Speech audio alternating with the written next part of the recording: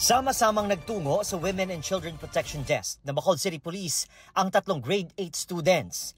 Yan ay para ireklamo ang kanilang lalaking guro na nambastos umano sa kanila.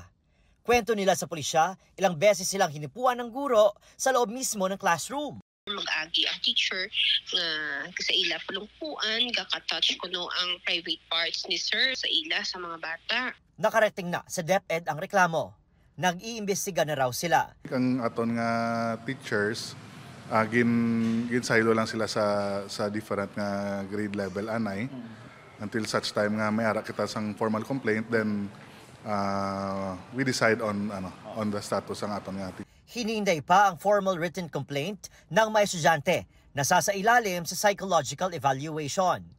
Sinubukan ng GMA Regional TV na alamin ang pangalan ng guro at ng eskwelahan para makuna ng pahayag. Pero hindi nagbigay ng impormasyon ang DepEd Bacolod at pulisya dahil sensitibo ang kaso. Adrian Priatos ng GMA Regional TV, nagbabalita para sa GMA Integrated News. Arestado ang isang guro na umano'y pinapupunta sa kanyang bahay ang kanyang mga estudyante para raw molestyahin. Ginagamit din umano ng guro ang kanyang mga biktima para sa online kalaswaan. May report si Cyril Chavez ng GMA Regional TV. Pinasok ng mga pulis ang bahay ng 43 anyos na lalaking guro sa Balingasag, Misamis Oriental. Ang teacher kasi, pinapupunta raw sa kanyang bahay ang mga minor de edad niyang estudyante, pati na dating estudyante. Pero hindi para mag-review para sa test, kundi para umano molestyahin. Nagkakaroon ng sexual activities with these minor victims. Inamin mismo itong suspect na bawat galaw niya sa mga bata ay binabayaran niya ng 300 up to 500. Yun yung ibinibigay niya. Ayon pa sa Women and Children's Protection Center ng PNP, kinukunan ng suspect ng mga litrato at video ang kanyang pang-aabuso at ikinakalat sa internet. Sa bisa ng search warrant, ginalugad ng pulisya ang bahay ng suspect at nakuha ang malalaswang litrato at video, pati na ang gadget ng suspect. Nasagip din doon ang 4 na lalaki at 2 babae na puro minor de edad.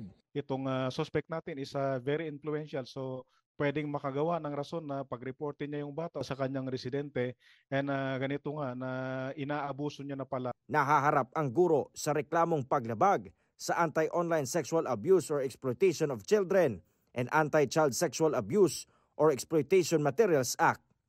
Hindi muna pinayagan ng pulisya na humarap sa interview ang guro habang gumugulong ang investigasyon.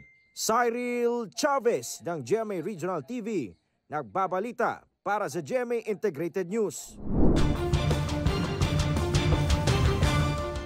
Isang lalaking guro ang nangagat umano ng 2 estudyante sa Cebu City.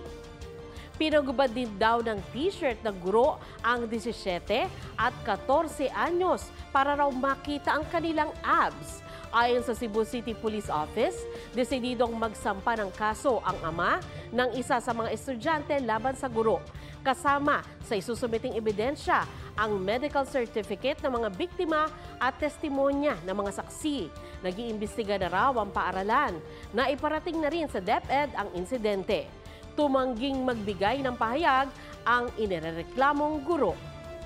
Sa Lubao, Pampanga, nagkunan din ng video ang paninirmon at pagmumura ng babaeng guro sa 3 niyang lalaking estudyante.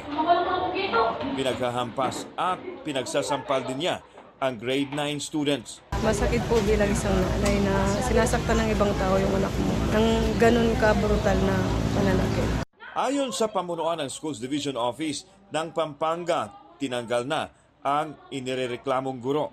Na-endorse na rin daw sa Regional Office ng DepEd ang reklamo para sa investigasyon. Nagsampa naman ng criminal complaint ang pulisya laban sa guro. Maharap siya sa reklamong paglabag sa child abuse law. Sinisikap pa ng GMA Regional TV 1 North Central Luzon na makuhanan siya ng panig. Mula sa GMA Regional TV Balitang Bisdag, Alan Domingo, nagbabalita para sa GMA Integrated News.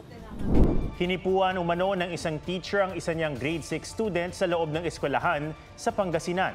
Arestado na ang guro na may iba pa umanong na biktima. May report si Russell Simorio ng GMA Regional TV 1, North Central Luzon. Tinatapik-tapik sa hita ang batang ito habang nakakandong sa isang lalaki. Kuha ang video sa loob ng classroom ng isang public elementary school sa Santa Barbara, Pangasinan. Ang bata, isang 12 anyos na grade 6 pupil, habang ang lalaki sa video, kanyang guro. Kwento ng estudyante, pinapasok siya nitong linggo ng umaga para raw sa graduation practice, pero walang naganap na practice. Sa halip, pinapasok siya sa kwarto, saka hinipuan sa masiselang bahagi ng katawan. Umiiyak po yung anak ko nagsusumbong sa akin. Na ayaw ko na pong pumasok dahil ang teacher ko po bastos. Hindi ko maano yung galit, pero para sa anak ko sobrang sakit sa bilang ina. Kailangan ko po tulungan yung sarili ko. Kung hindi ko po isusumbong kay mama, baka ulitin niya po sa akin. Hawak na ng pulisya ang guro. Tumanggi siyang magbigay ng pahayag. Ayon sa pulisya, may iba pang biktimang guro na lumapit sa kanila. Marami daw basis ngayon lang may nalakas loob na nag-complain. Walang prinsipal ng eskwelahan ng aming puntahan para makuhanan ng pahayag.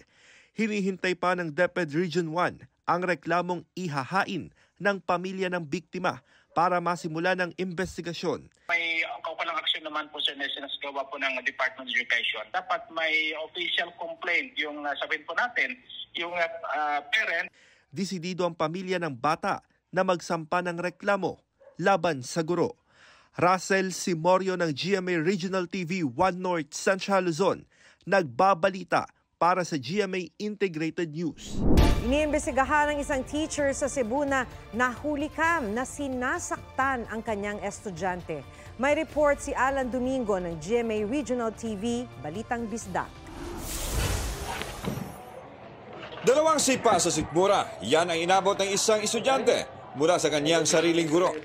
Viral ang video na yan na nakunan sa isang high school sa Cebu City. Kinumpirma na rin ito ng prinsipal ng naturang paaralan. The incident report was already also crafted and submitted to the division office for further action.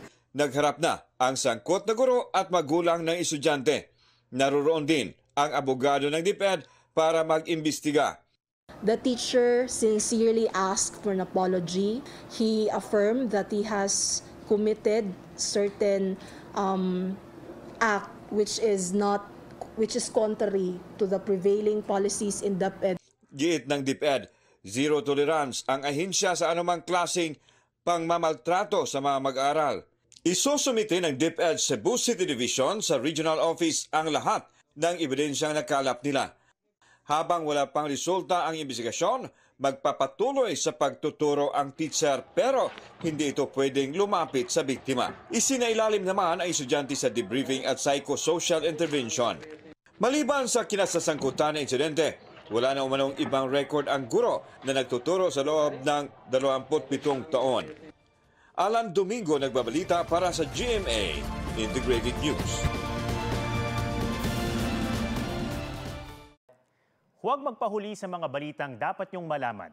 Mag-subscribe na sa GMA Integrated News sa YouTube.